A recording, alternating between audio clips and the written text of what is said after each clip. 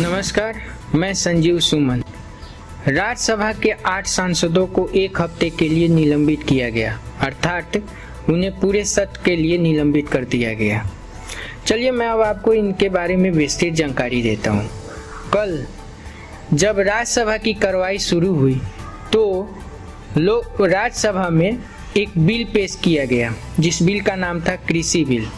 कृषि बिल को लेकर सभी विपक्षी पार्टियां इतने ज़्यादा आक्रोशित थे कि कल राज्यसभा की सत्ता को तार तार कर दिया गया और लोकतंत्र की हत्या हो गई। कहने का मतलब ये है कि कल कृषि बिल के विरोध में राज्यसभा के 8 सांसदों ने मिलकर उप सभापति के सामने उनके साथ दुर्व्यवहार करते हुए, असंसदीय भाषा का उपयोग करते हुए, माइक और नोटबुक को फाड़ते हुए उनके आसन के तरफ फेंककर उनके साथ गाली गलौज भी करते हुए उन्हें बहुत सारी असंसदीय भाषा का उपयोग बोला गया। इन सब के बीच उपसभापति मौन धारण करके किसी भी तरह कार्रवाई को आगे बढ़ाने की कोशिश करते रहे, जिससे गुस्से में आकर राज्यसभा के एक मेंबर जो आपके मुंह बोले, बड़बोले और बदतमीज किस्म के सांसद हैं, जिनका नाम संजय सिंह है, उन्होंने माइक तोड़ने की कोशिश की।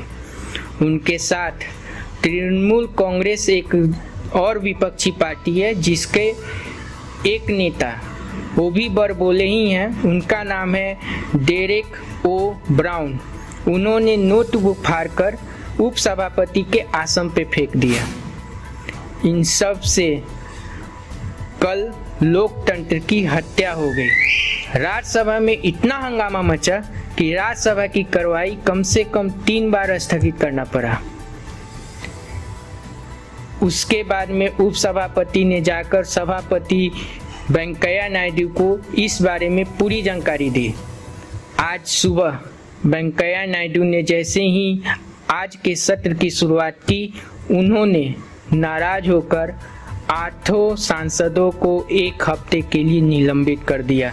इनमें इसके साथ साथ ये सभी सांसद पूरे सत्र के लिए निलंबित हो गए हैं। कहने का मतलब ये है कि ये सत्र आखिरी सत्र है और ये एक हफ्ते ही चलेगी, तो ये मान के चलिए कि ये पूरे सत्र के लिए निलंबित हो गए।